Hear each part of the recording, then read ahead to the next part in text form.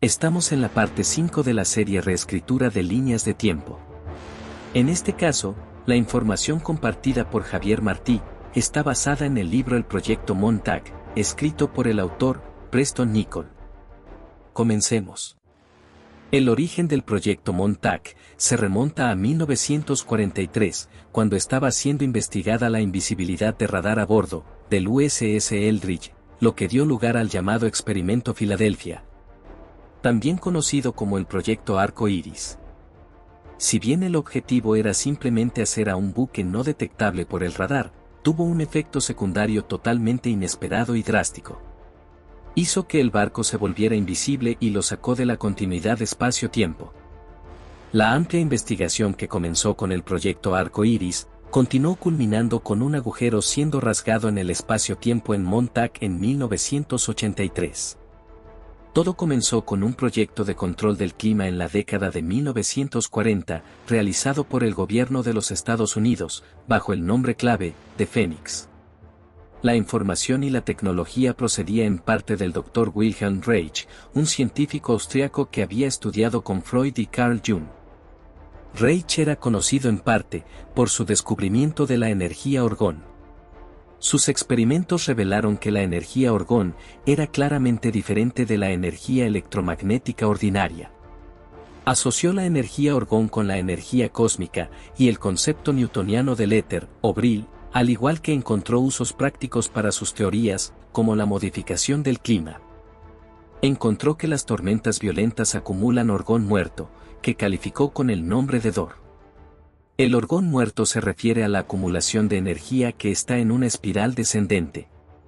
En la década de 1940, Reich contactó con el gobierno y les dijo que había desarrollado una tecnología que podría quitarle violencia a las tormentas. En este punto, el equipo tecnológico del gobierno fusionó los descubrimientos de Reich con sus propios monitores de clima y produjeron lo que se conoce hoy como las radiosondas, el precursor del HAARP. En la década de 1950, las radiosondas fueron enviadas a la atmósfera en masa, unos 200 por día. Ellos publicitaron el aparente propósito de registrar información del clima. Este proyecto Phoenix surge de la absorción del proyecto Arco Iris. El Dr. John Newman y su equipo de investigación, que habían trabajado en el proyecto original Arco Iris, fueron llamados para continuar en el proyecto Phoenix. En la década de 1950, se decidió que los restos del proyecto Arco Iris y el proyecto de radiosonda deberían ser incluidos bajo el mismo paraguas, con el estudio del factor humano. Después de ese punto, el título de Proyecto Phoenix fue usado para referirse a todas estas actividades. Von Neumann y su equipo pasaron cerca de 10 años, tratando de averiguar por qué los seres humanos tenían problemas con los campos electromagnéticos, que los cambiaba a través de diferentes lugares y tiempos. En realidad descubrió que los seres humanos nacen con lo que se conoce como un punto de referencia de tiempo. En la concepción, un ser de energía está siendo conectado a una línea de tiempo, y todos empezamos desde ese punto. Toda nuestra referencia como seres físicos y metafísicos se deriva de que la referencia de tiempo, en realidad reside en el fondo electromagnético de nuestro planeta. El Congreso acabó disolviendo el proyecto Phoenix, pero siguió desarrollándose por parte de los militares. Fue de particular importancia para el proyecto, que se requería una enorme radiosonda que operaría alrededor de los 425 a 450 MHz. De anteriores investigaciones se sabía que esta era una de las frecuencias ventana para entrar en la conciencia humana.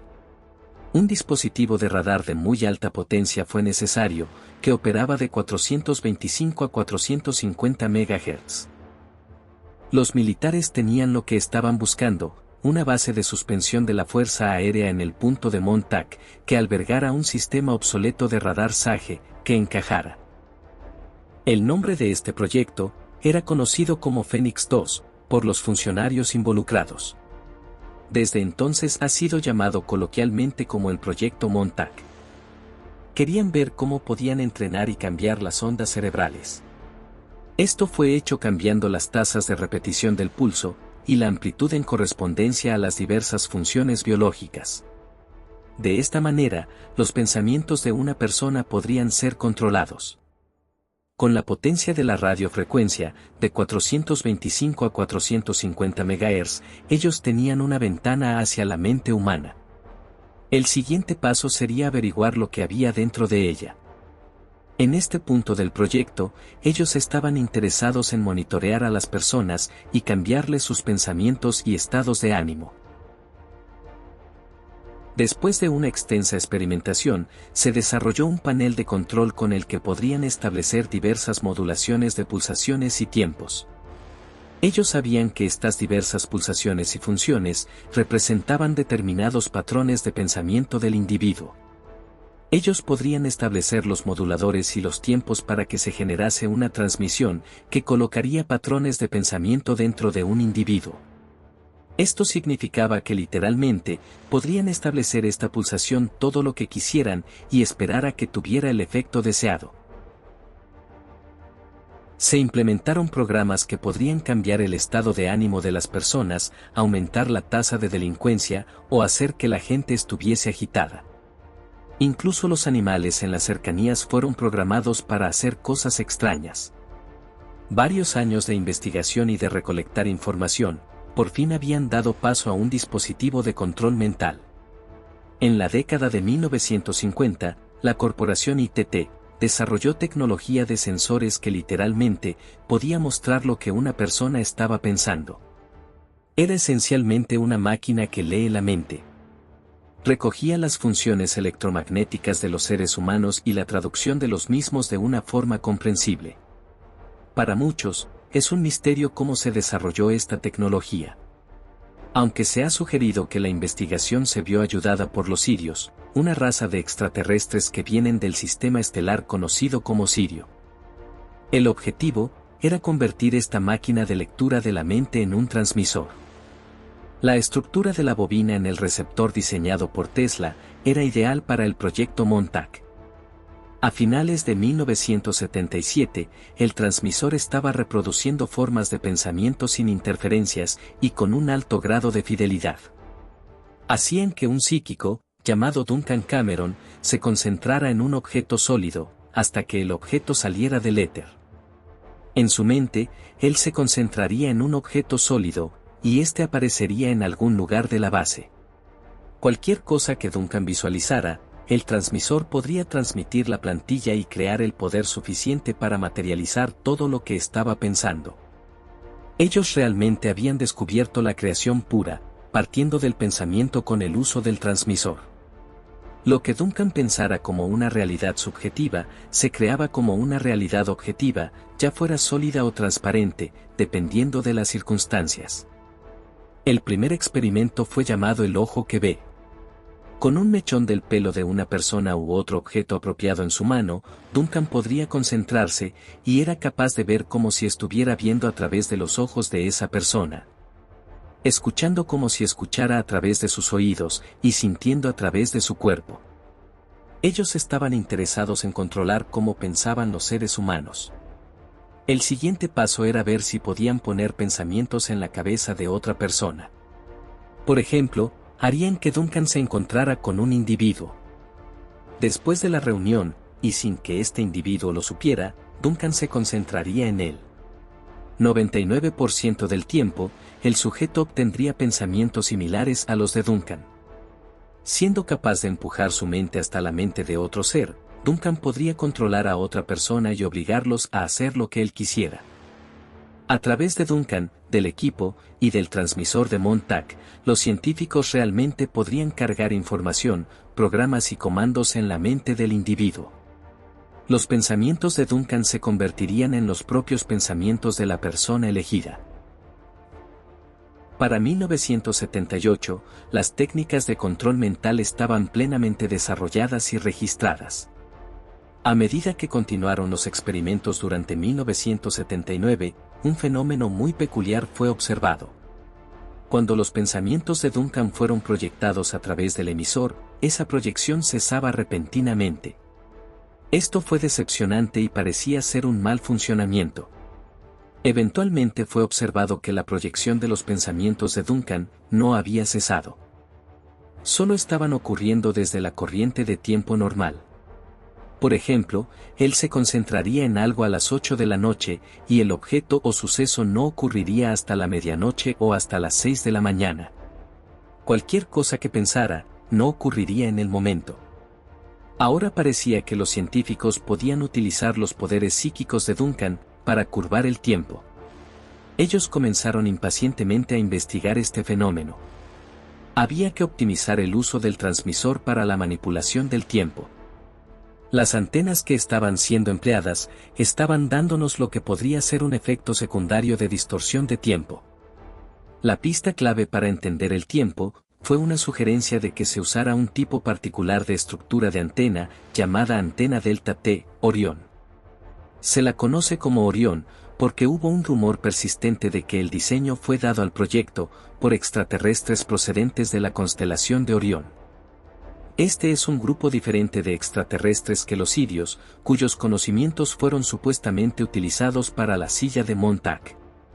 Orión Delta T era una enorme antena octaedronal enorme que fue colocada bajo tierra. Su altura era de aproximadamente de 100 a 150 pies. La silla Montauk fue colocada bajo el transmisor y encima de la antena Delta T. Las técnicas básicas fueron las mismas que las empleadas en el experimento Filadelfia.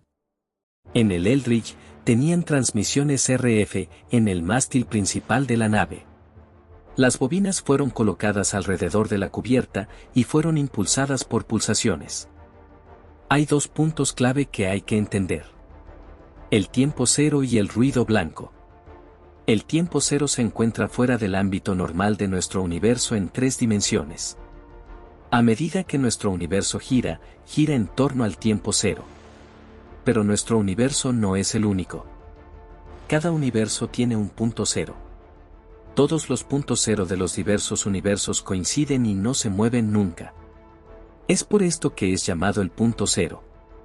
Puede ayudar a imaginarse un carrusel que gira en torno a una cabina central. Esa cabina representaría el punto cero. Además habría varios otros carruseles en diferentes niveles, pero todos estarían bajo el control de la cabina central del punto cero. Un generador de referencia del tiempo cero ya había sido construido por Nikola Tesla en la década de 1920. Consistía en una gran variedad de reproductores y ruedas giratorias. Coloquialmente, nos referimos a este generador como carrusel. Se trata de un extraño dispositivo que cuando se lo enciende, se le puede oír amarrarse a algo. Se encaja en la misma rotación de la Tierra, que es una referencia de tiempo cero secundaria. La rotación de la Tierra está relacionada por inercia al sistema solar, el cual a su vez está relacionado por inercia con la galaxia o hasta con el universo. El universo gira alrededor del punto cero del tiempo. El otro punto clave a entender es el ruido blanco. El ruido blanco se podría considerar el pegamento que hace que toda la operación funcione. Básicamente hace coherente a todo el sistema transmisor. El transmisor SAGE contenía algo así como 40 o 50 cristales osciladores controlados, mezcladores y amplificadores que generaban una señal de 425 MHz. El propósito de este experimento era hacer las transmisiones psíquicas del tiempo de Duncan coherentes. El Dr. von Neumann había instruido que el transmisor tenía que ser coherente con el tiempo, respecto al tiempo cero. Ahora, había que calibrar a Duncan. Duncan comenzaría sentándose en la silla. Luego, el transmisor sería encendido. Su mente estaría en blanco. A continuación, sería dirigido a concentrarse en una apertura en el tiempo, desde 1980 hasta 1990. En este punto, un agujero o portal de tiempo aparecería justo en el centro de la antena Delta T. Uno podría caminar a través del portal desde 1980 hasta 1990. Había una apertura en la que se podía mirar. Parecía un corredor circular con una luz al otro extremo. La puerta del tiempo se mantendría mientras Duncan estuviera concentrado en 1990 y 1980. El túnel se veía como una espiral, similar a las presentadas en la ciencia ficción, al estilo de un vórtice. Cuando uno estuviera fuera del túnel, Parecería como si estuviera viendo a través del espacio, de una abertura circular por el espacio a una ventana circular, pero un poco más pequeña, en el otro extremo. Desde 1980 hasta finales de 1981, la función de tiempo fue calibrada. Al principio, los portales del tiempo se alejaban. Uno podría ir a través del portal y salir en 1960. Pero cuando uno regresaba a encontrarlo más tarde, aunque todavía estaba siendo rastreado en tiempo real, el portal no aparecería donde debería haber estado. Uno se podía perder en el tiempo y el espacio. Inicialmente, el portal se abriría, pero se deslizaría, porque estaría a la deriva. Duncan mismo estaría perdido. Él tuvo que ir a través de un entrenamiento extenso, para hacer que el portal fuera estable. Hacia finales de 1981, se aprendió a estabilizarlo, de manera que cuando apareciera un portal, este se mantendría. Aunque la función no era absolutamente perfecta, era previsible, estable y funcionaba según los planes. Esencialmente lo que los científicos estaban haciendo, era usar los vórtices de 1943, 1963 y 1983. Que estaban basados en el biorritmo natural de 20 años de la Tierra. Estos años actuaron como puntos de anclaje para el vórtice principal. Los subvórtices o torbellinos de composición abierta serían creados pasando de la principal, a través de un punto de anclaje, 43, 63 o 83. En Montauk fue utilizado el 12 de agosto de 1983. Por ejemplo, digamos que querían llegar a noviembre de 1981. Habría un puente desde noviembre del 81 al 12 de agosto de 1983. Del 12 de agosto del 1983 se podría ir a cualquier tiempo que quisieran. El vórtice operó entre el 12 de agosto de 1943 y el 12 de agosto de 1983, porque era el vórtice maestro. Se llama de composición abierta, porque no hay ningún dispositivo en el otro extremo como anclaje. A pesar de que se había estabilizado el aspecto tiempo de los portales, tuvieron que trabajar en el aspecto espacial también. Estabilizaron este aspecto, de manera que no solo podrían colocar un portal en un momento determinado, sino en un espacio determinado. El proyecto fue reactivado y fue llamado Fénix 3. Esto duró desde febrero de 1981 hasta 1983. Ahora, el objetivo era explorar el tiempo mismo. Aquellos que viajaron a través del vórtice, lo describieron como un peculiar túnel en espiral, que estaba iluminado todo el camino hacia abajo. Cuando uno comenzaba a caminar hacia abajo, de repente era succionado a través de él. Lo propulsaba a uno al otro extremo, por lo general a otro lugar, o según el lugar donde el transmisor estaba colocado. El túnel parecía un sacacorchos, con un efecto similar al de las bombillas encendidas. Era una especie de estructura acanalada y no un túnel recto. Se torcía y daba vueltas hasta que uno salía por el otro extremo. Allí, usted conocería a alguien o haría algo. Usted completaría su misión y regresaría. El túnel se abriría para usted, y usted regresaría de donde vino. Sin embargo, si perdían energía durante la operación, usted estaría perdido en el tiempo o abandonado en algún lugar en el vórtice mismo. Era de rutina crear un túnel, tomar a alguien de la calle y enviarlos hacia abajo. La mayoría de las veces eran borrachos o vagabundos, cuya ausencia no crearía un escándalo. Al regresar, se haría un informe completo sobre lo que habían encontrado. La mayoría de los borrachos utilizados para los experimentos fueron mantenidos sobrios durante una semana antes de entrar en un portal, pero muchos no regresaron. Al estar desarrollando el Fénix 3, los individuos elegidos para esta investigación serían equipados con todo tipo de equipos de TV y de radio, para que pudieran reportar en directo. Cada individuo sería escoltado a través del portal, a veces a la fuerza. Las señales de TV y de radio viajarían directamente a través de los portales, y mientras ellos pudieran recoger estas señales, los investigadores tendrían cintas de video o de radio de lo que el viajero del tiempo había experimentado.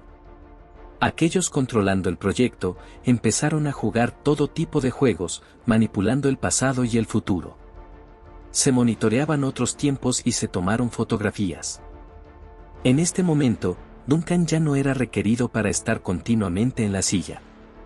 Hicieron que Duncan generara funciones con el equipo, almacenándola y continuamente escupiéndolas de vuelta.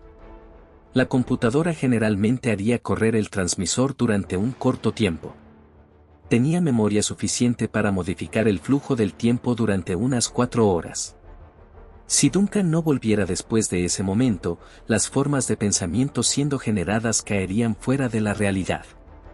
En tal caso, las formas de pensamiento tendrían que ser reconstruidas desde cero. El sistema necesita inicialmente un ser vivo, que crearía los portales de tiempo y los mantendría abiertos a través de la concentración. Una vez realizada la apertura, se podría grabar en una cinta lo que la persona viva estaba generando. El sistema fue perfeccionado y mejorado continuamente. El 5 de agosto de 1983, se dio una directriz para correr el transmisor, non-stop, simplemente encenderlo y dejarlo correr de forma continua. Pero nada fuera de lo común se produjo hasta el 12 de agosto. Luego, algo muy extraño sucedió. De repente, el equipo pareció estar en sintonía con otra cosa. En ese momento, el USS Eldridge, el barco utilizado para el experimento Filadelfia, apareció a través del portal. Nos habíamos encontrado con el Eldridge. Esto es debido a los biorritmos de 20 años del planeta Tierra, con el experimento Eldridge, ocurridos el 12 de agosto de 1943. Los generadores establecieron una conexión, desde 1983 a 1943. Haciendo rebotar la energía entre los dos periodos de tiempo, un vórtice estable fue creado. Esto sirvió como un ancla. Usando este torbellino, un túnel del tiempo podría ser entonces proyectado a un punto específico en el tiempo. Por ejemplo, si uno quería ir desde 1983 hasta 1993, el vórtice de 83 a 43 tendría que estar funcionando para servir como ancla. La proyección hacia el 93, o a cualquier otro punto más adelante en el tiempo, saldría del final del vórtice del 83. Si uno quisiera ir a 1923, uno se tendría que proyectar a través del final del vórtice de 1943. El tiempo entre 1943 y 1983 sería alcanzado, pasando a través de cualquiera de los extremos del vórtice. A las fechas después de 1963 se accedía a través de 1983 y a las fechas anteriores a 1963, a través de 1943. Esto no quiere decir que todos los viajes en el tiempo tendrían que hacerse de esta manera, usando el vórtice maestro desde 1943 hasta 1983.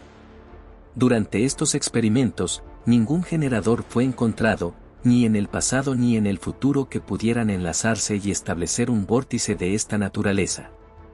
Hay por supuesto, muchos generadores alrededor, pero debía crearse un vínculo exitoso. Ese vínculo requería de un efecto de testigos. Testigo es un término oculto. Utilizado como sustantivo, se refiere a un objeto que está conectado o relacionado con alguien o algo. Por ejemplo, un mechón de cabello de alguien, o una imagen, puede servir como testigo. Y como verbo, testigo significa el uso de un objeto para entrar en la conciencia de una persona o tener un efecto sobre ella. Un ejemplo de un efecto testigo sería que alguien tome un mechón de pelo, lo utilice con una poción de amor, y hacer que el propietario del cabello se enamore. Con el proyecto Montauk, hubo 3 efectos de testigos. Podrían ser considerados como 3 niveles diferentes de testigos. El primer nivel consistía en personas físicas que realmente estuvieron a bordo del USS Eldridge. Cualquier miembro sobreviviente de la tripulación que pudieron encontrar fue llevado a Montauk para el experimento en 1983. El segundo nivel de testigo tenía que ver con tecnología.